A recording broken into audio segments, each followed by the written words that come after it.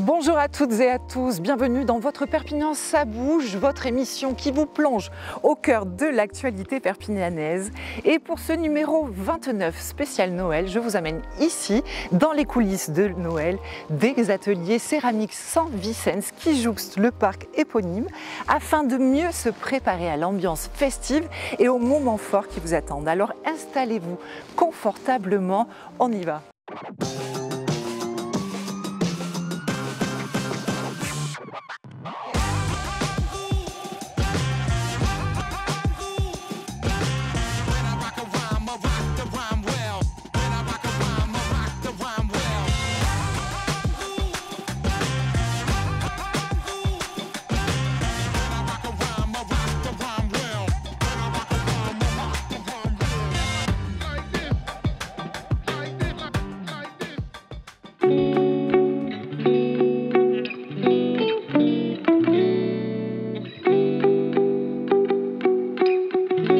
Plongeons avant toute chose dans la magie de Noël. Cette année encore, Perpignan rayonnera de mille feux et se transformera en un véritable écrin féerique pour célébrer les fêtes de fin d'année avec des temps forts à ne pas manquer. Préparez-vous à être émerveillés lors de deux parades différentes et tout aussi grandioses. Samedi 30 novembre, pour lancer les festivités, la parade de Noël démarrera à 18h30, boulevard Wilson, juste après le top départ des illuminations à 18h depuis le Pont de Pierre.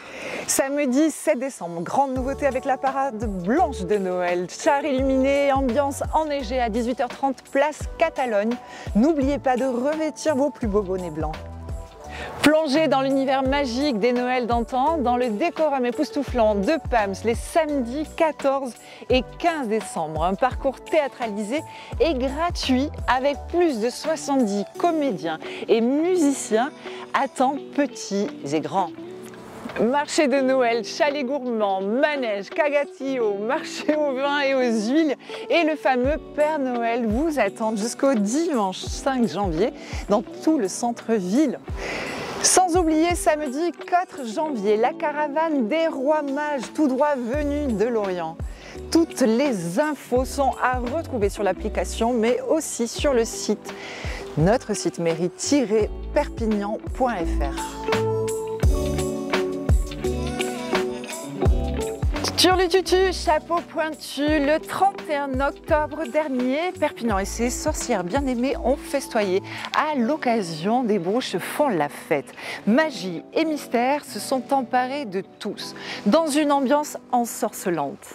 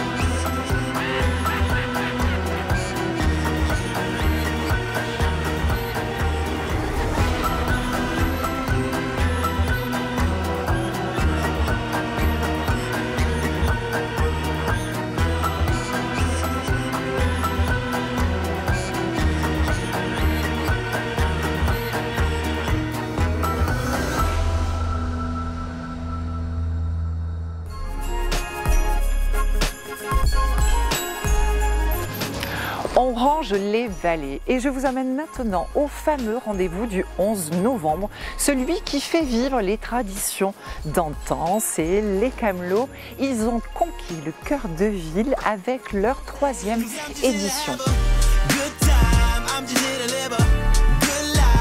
Pour cette 3e édition, le succès est au rendez-vous. Cette année, on est à 230 exposants avec un cheminement qui passe par toute l'avenue Torcatis, le pont Joffre, la rue Jean Peyrat et bien sûr toutes les allées Maillot.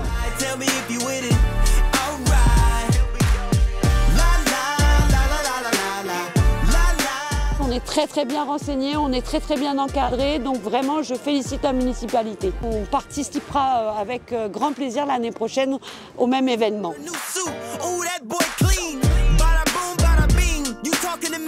Je déballe à Perpignan pour la deuxième année. C'est carré, le matin vous arrivez, vous êtes guidé très content. Elle manquait cette fois. Ça fait la deuxième fois que je retourne sur la braderie de Perpignan. Toujours en pleine faveur, plein de monde. On peut garer ses camions en toute sécurité. On a de l'espace, c'est vraiment super. Donc je reviendrai vraiment sincèrement l'année prochaine. Ça fait 3 ans que je viens sur la foire de Perpignan. Tout se passe très bien, c'est une belle foire. Aujourd'hui, on a un beau temps en plus, c'est agréable. Je reviendrai l'an prochain.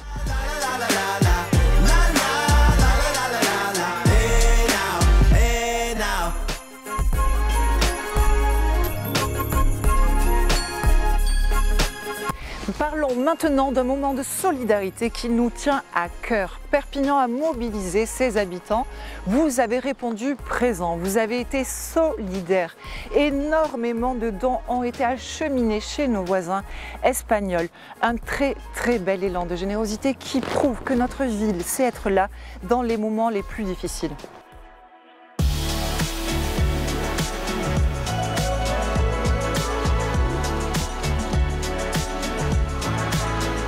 Je suis ravi de cet élan de générosité, de la contribution notamment du Super U qui nous a aidés, qui a fourni de l'eau en quantité, mais aussi du pôle économique de Saint-Charles.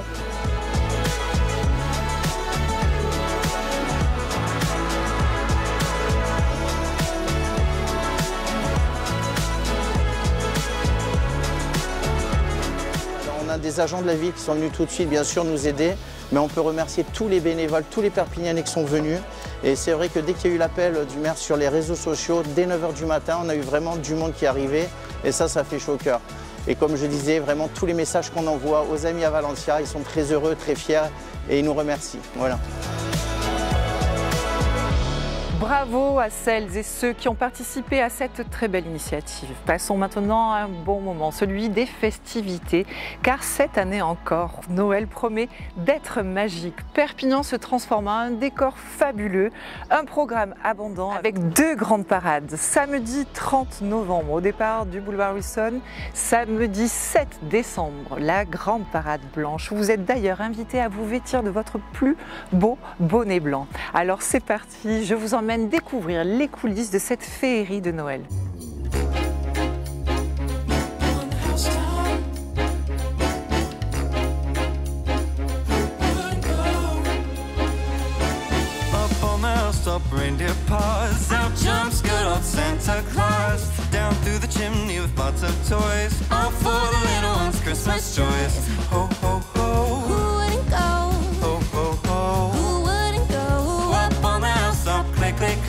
Down through the chimney with good Saint Nick.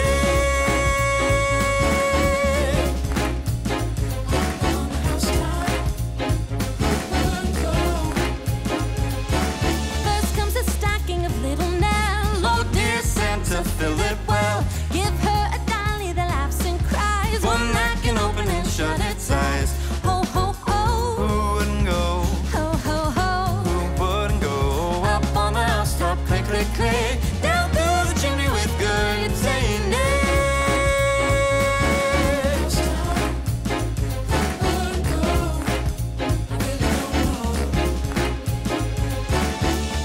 Santa, won't you bring me something good this year? You know the gift I need to fill my heavy heart with cheer. Bring me seasons, tidings, lights are shining bright. Have a meet me by the mistletoe tonight, 'cause it's Christmas. Santa, it's Christmas. It's Christmas time. Up on the housetop. Up on the housetop. Who wouldn't go? Oh no, I really don't know. Un Noël haut en couleurs. Et les couleurs, on les retrouve dans les créations de 180 degrés. C'est notre portrait du mois.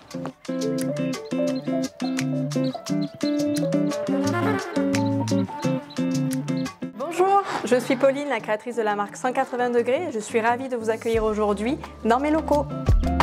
La marque s'appelle 180 degrés tout simplement quand on est dos à la mer. On peut en fait balayer tout ce panorama de la barque catalane qui est vraiment un de nos emblèmes jusqu'au Canigou. Donc on passe en revue Collioure, le clocher de Collioure, le fort Saint-Elme, la cathédrale Saint-Jean-Baptiste, le palais des rois de Majorque et le Castillet qui pour moi représente une bonne partie de notre département et de Perpignan. Donc ici c'est le best-seller vraiment de la marque, c'est le modèle 50 cm qui existe en différentes couleurs. Alors là on a également le dernier né de la marque qui est le modèle en 150 cm, donc idéal justement pour mettre à l'extérieur ou vraiment sur ses murs. Ce sont des modèles qui sont thermolaqués, donc effectivement ils vont à l'intérieur et à l'extérieur. Il faut savoir que je les fais découper donc, au laser par une entreprise qui est à Céré. Et le thermolacage se fait à Saint-Laurent-de-la-Salanque. Donc c'est vraiment un produit de chez nous, made in Perpignan. Donc, bien évidemment, pour ne pas faire de jaloux, j'ai créé la collection du rugby à 15 et du rugby à 13.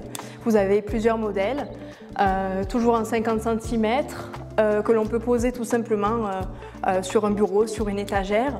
Et vous avez également les modèles que l'on peut fixer au mur en 50 cm ou même en 1 mètre. Je voulais rendre un hommage en tout cas à mon département et réussir à exprimer à travers un décor ce qu'on a de plus beau chez nous.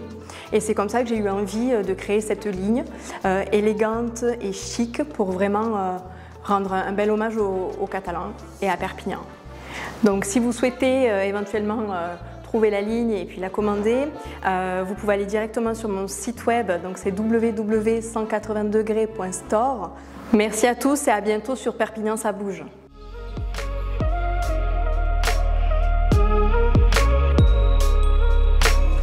Un Noël artistique en plein préparatif. Comme je vous disais tout à l'heure, nous sommes au Céramique San Vicens et on va maintenant aller voir Claire Bobby et Frédéric qui sont en cours de préparation du mythique Pessèbre. On y va. Bonjour Claire. Bonjour Nina, bienvenue à San Vicens. Merci, bonjour Frédéric. Alors, on voudrait savoir, vous êtes en pleine préparation du Pessèbre déjà. On voudrait savoir, Claire, d'où est venue cette tradition du Pessèbre chez vous? Alors, cette tradition date de mon grand-oncle, 1949 exactement, quand il a voulu finalement perpétuer, reproduire ce qu'il faisait à la maison avec sa maman, une grande crèche familiale. Et donc il a commencé à demander aux artistes de San Vicens de faire des santons. Au début c'était Viusa et Gali et puis une dizaine d'années après, dans les années 50, c'est Conrad Paris qui a commencé à faire des tout petits santons.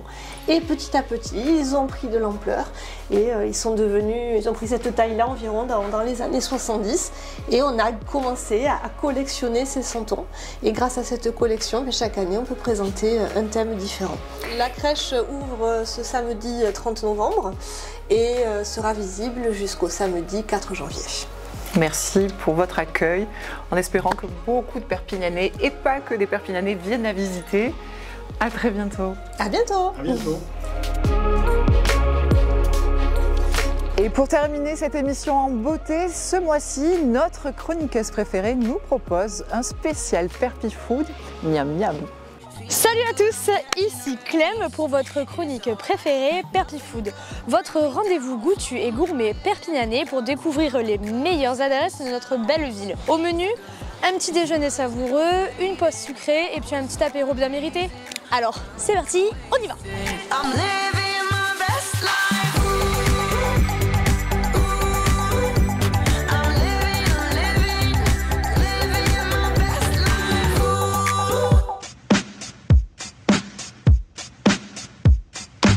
Pour commencer notre périple, direction Salty, un coffee shop qui porte bien son nom car ici tout est fait maison avec des produits frais et de saison.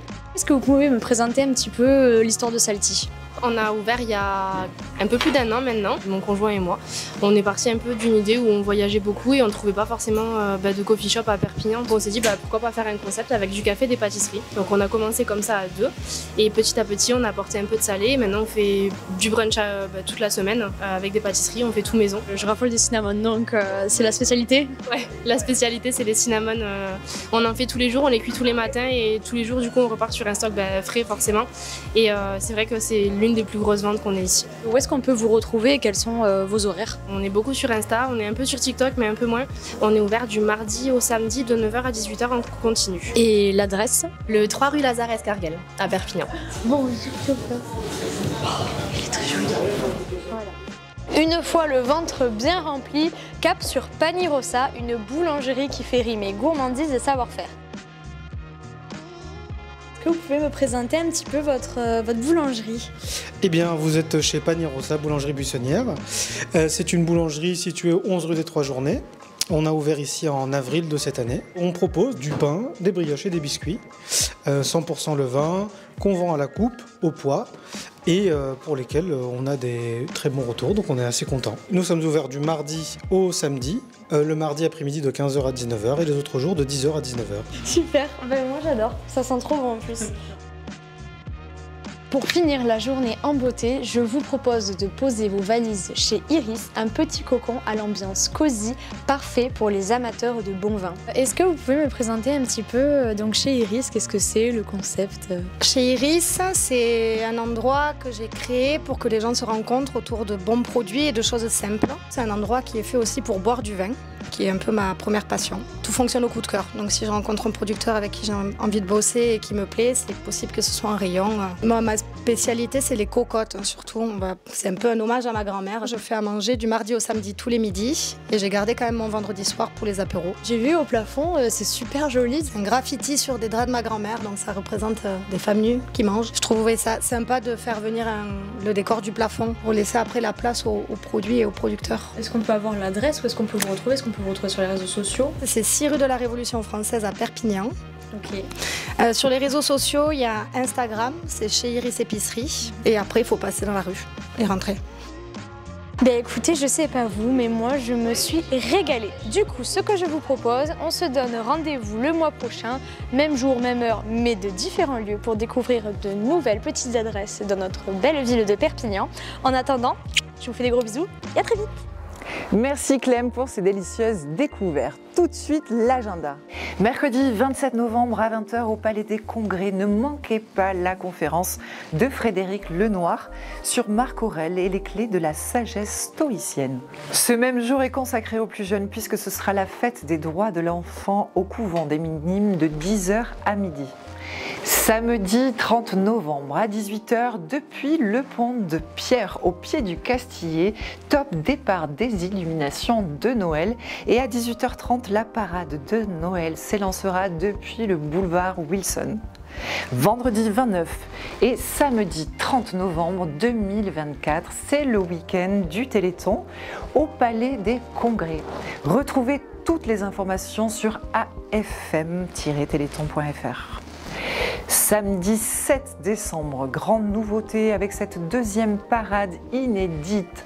J'ai nommé la parade blanche à 18h30, place de Catalogne. Revêtez-vous de vos plus beaux bonnets blancs pour un moment unique suspendu dans le temps.